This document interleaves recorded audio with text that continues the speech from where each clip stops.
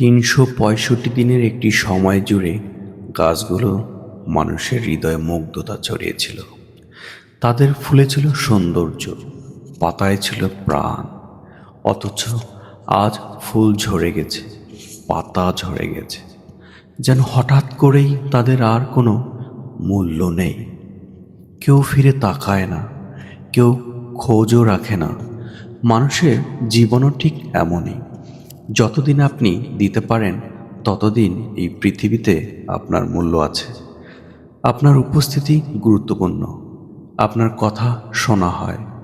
কিন্তু যখন আপনি আর দিতে পারেন না, চাহিদা, শক্তি, সময়, শ্রম বা অবদান, তখন ধীরে ধীরে মুগ্ধতাও ফিকে হয়ে যায়।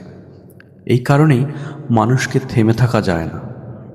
প্রতিটি মানুষের নিরন্তর পরিশ্রম করে নিজেকে নতুন করে গড়ে তুলে এগিয়ে যেতে হয়। কারণ জীবনে টিকে থাকার একমাত্র পথ হলো নিজেকে মূল্যবান করে রাখা।